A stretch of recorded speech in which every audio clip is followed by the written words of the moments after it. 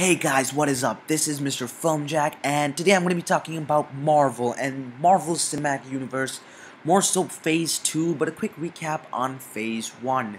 So, the Marvel Cinematic Universe, as you know, has had films such as Iron Man 2, The Incredible Hulk, Thor, Captain America the First Avenger, and Marvel's The Avengers, which earned a whoppity $1 jillion. A budget of about $1 billion combined between those 6 movies earned about $3.8 billion.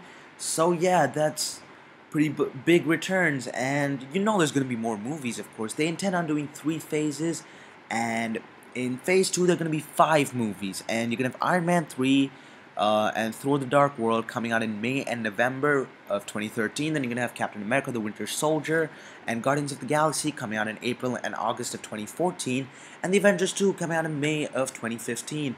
Ant-Man is actually part of Phase 3 because it's happening after the Avengers 2. That's November 2015, and for those of you who want to see a Thor trailer, it's probably going to be linked with Iron Man. The Captain America Winter Soldier trailer is probably going to be linked with Thor, and the Guardians of the Galaxy trailer is probably going to be linked with Captain America the Winter Soldier. So this is really a way of connecting them. I'm sure they're going to be Easter eggs, as there always are after credit sequences and whatnot, but again, the way Marvel markets their work is actually pretty damn good, and Am I excited? Yes, but I hope that, at least as of Iron Man, that it sticks true to the trailer. And there was a synopsis of Iron Man 3 that says, does the suit make the man, or does the man make the suit, or something like that. And I was really interested on hearing that, because I hope that they can really delve into his character, because sure, you've explored his character partly in the first one, not so much in the second one of Iron Man, and in the Avengers a little bit, but I think Iron Man 3 could be the one. It could just be the one where they really go into who Tony Stark really is, because the trailers really explore him, and I'm very excited. It's directed by Shane Black, who's made Kiss Kiss Bang Bang, which was also with Robert Downey Jr., and I can't wait. Mandarin's pretty much going to kill everything in his way, so I'm excited. Guy Pearce, there's a big amount of hype behind that movie. You've seen the trailers. I can't talk or speculate much about that one because most of what we know is in the trailers. Then we have Thor the Dark World, and I have a feeling Thor the Dark World is going to be the best film of Phase 2 or Captain America. One of these two are, in my opinion, going to take Phase 2, because Phase 1, of course, excluding the Avengers movie. The Avengers movie is a step up. But I think that amongst the first 5 films of Phase 1, in my mind it was between Iron Man and Captain America, and I think this one's going to be between Thor and Captain America. Captain America for the reason that he's a fantastic character, but I think Thor is going to be really dark from the set photos that we've seen, the elves and everything, and Loki's going to be in it. Of course, Natalie Portman's coming back.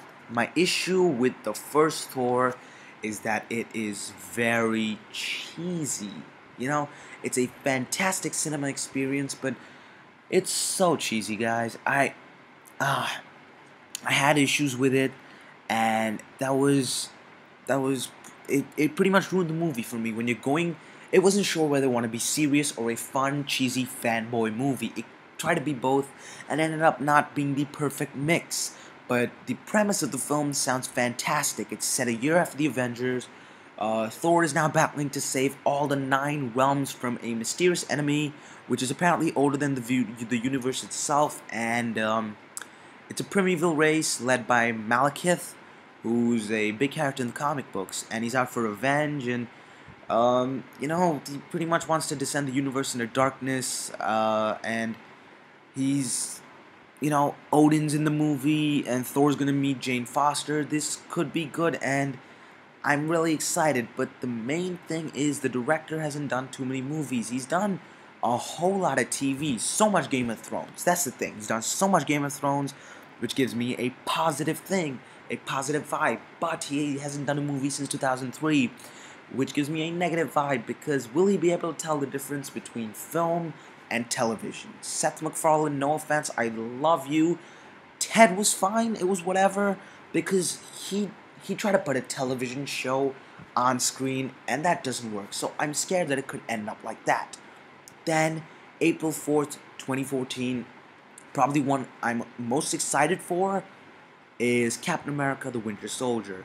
this is gonna have Chris Evans. It's gonna have so many of the other characters. You're gonna have Scarlett Johansson, Black Widow, Kobe Smulders, Maria Hill, and of course Sam Jackson, all in this movie with Chris Evans.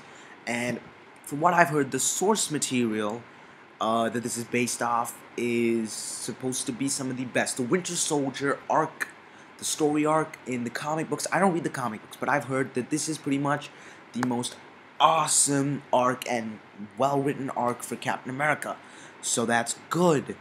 But if they mess it up, I may not be as angry, but the fans will be really, really angry, and that will lead to a negative vibe on my side. Because, you know, at the end of the day, if you feel that they weren't true to source material, it kind of draws away from the film. But it's being directed by Joe and Anthony Russo, who have directed the show Community that personally I love. And I think those guys will tailor both to the fanboy needs as well as make a pretty damn quality and strong film.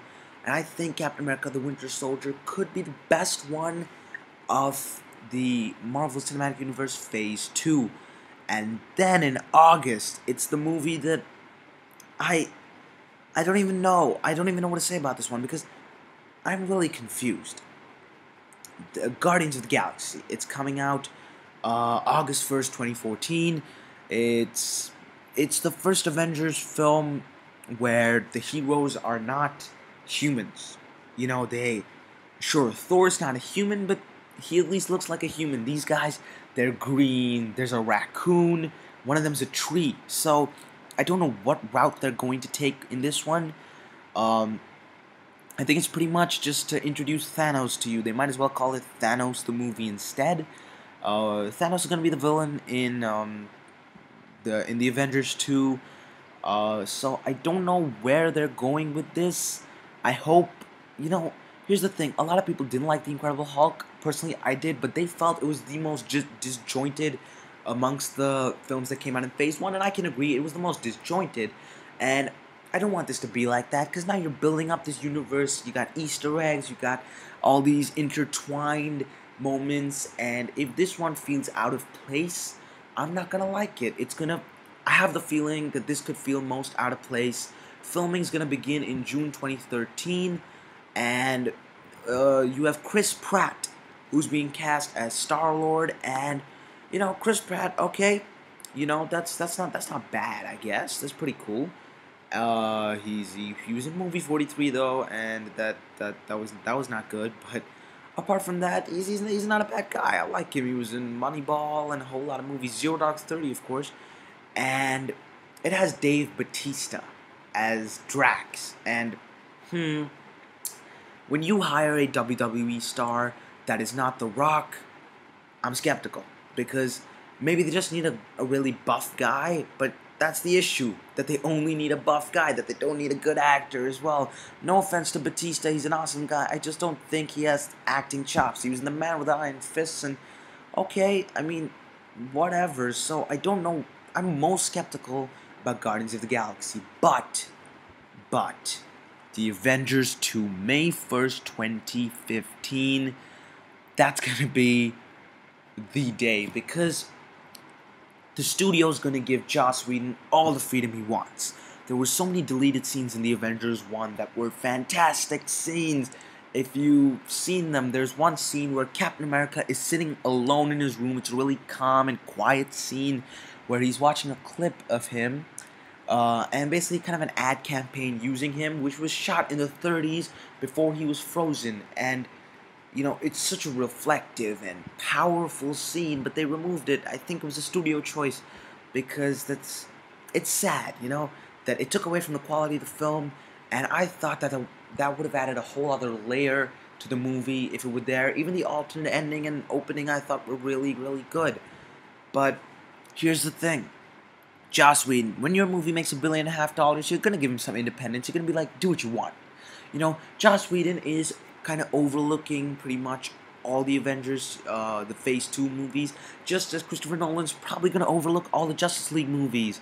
So I think it's going to work, and he says Iron Man 3 will be the first of what they sort of refer to as Phase 2, and it'll culminate in the Avengers 2. All the events will lead up to the Avengers 2, but he wants the sequel, in quotes, to be smaller, more personal, more painful, but being the next thing that should happen to these characters, and not just be a rehash of what seemed to work the first time, by having a theme that is completely fresh and organic to itself. And those, I don't know, 50 words, maybe less than 50 words, like 2 or 3 sentences, make me beyond optimistic for the years to come, because Joss Whedon is a man who delivers for the fans and for audiences, and I cannot wait to see what he has to offer. And Marvel Cinematic Universe Phase 2, good luck. That's all I gotta say. Good luck. Anyways, guys, it's Mr. Film Jack. Comment below. Let me know what you think. Are you excited for Phase 2? Which movie do you want to see most in Phase 2? And what are you skeptical about? What are your thoughts? Everything down below. Make sure to subscribe, follow me on Twitter, and expect more.